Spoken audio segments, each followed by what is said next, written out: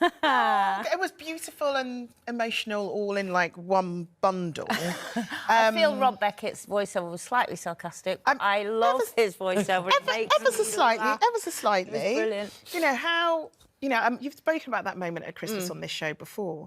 And I think people tend to assume that if you're surrounded by lots of people in your life, like you are, your family, friends and what have you, then why on earth would you be lonely? But loneliness comes in different forms and at different stages in our life, doesn't it? No, absolutely. And I think what happened specifically last Christmas was all my kids all of a sudden not only had their partners, you know, Jake had his wife and all of that, but they had their own children. Look at them all there, God. So they all had their own actual family. So for the first Christmas ever, it's always been me and Kira putting decorations up. We look forward to it. We're Christmas mad. And this was the first year where I knew, and she knew, she wanted that moment then with her new baby and her fiancé. And I got it. And I was like, absolutely, I'll be fine. And then I went over and did the Christmas decoration and thought, I'm not fine. I don't know what I'm doing for a start because, you know, Kira's the Christmas bossy old one that tells me, Mum, you put the kettle on because you're rubbish at this. So I'm just throwing these decorations. And it was the first time where I thought, I am a bit lonely and it would be lovely to have someone. Does that make me unhappy on my own? No. I am happy. So it's like it's companionship. It's someone to enhance what I've already got. Someone that when I have had a bad day or you're just feeling a bit down or... My kids are great and they all live really close and they'll all be there at the drop of a hat. But having someone of yours that's your person, who when you get in at night, you know, I'm so busy during the day, every day, whether it's at work or on the farm, I'm just busy. But sometimes when I get in at night and my day's finished, it'd be nice someone go, you sit down, I'll make you a cup of tea. That kind of thing, and or their arms around you, say, you know what, is this going to be okay? So it's a new feeling for you because it's... But it has to be someone that... enhances my life, not just... I will never settle. If it means I have to be alone forever, I will be alone forever because I'm not just going to panic buy. And do you... do you think then that it's just a case of you adapting to a new world order and you could adapt to dealing with those lonely feelings and they're kind of gone? Well, yeah, absolutely. It's not like they last for hours and hours and hours. It'll be one specific moment where it hits you, but equally... I've been in relationships where I felt even lonelier, and that's a horrible place to be when you're with someone and actually you feel really lonely because you've just gone like this. But I think, you see, I think also you can be in a relationship with somebody and it's nothing really wrong with the relationship, but you can feel lonely and you can feel...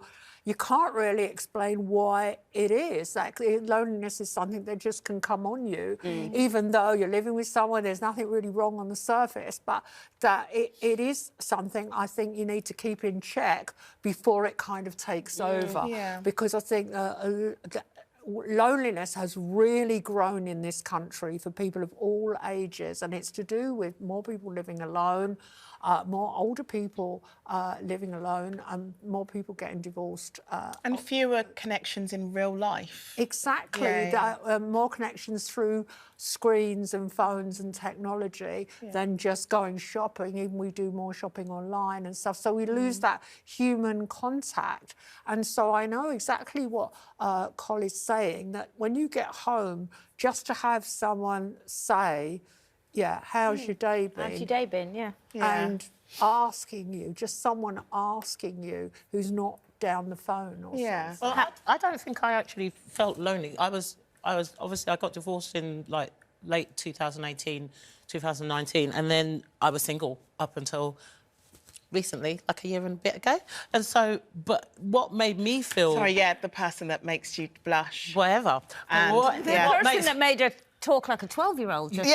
Look, don't come for me. Don't turn gaga. Just jealous. Don't come for me. It. What I was going to say is, being on this show, I was always the odd one out because everybody had a partner. And I remember we were on the show and I was saying, when you're with somebody, that's when you've got people coming, and then when you're single, nobody comes about. And then you lot were, I'm flying my pen at you, sorry. Because you're getting all flustered about your man. A little bit. As usual. All flustered. No, but what I'm, you know, that was my... I don't think I felt lonely, but if I was going to feel lonely, that was the time where I was like, it's more odd one out than lonely, because I've just been way too busy to even be thinking about it.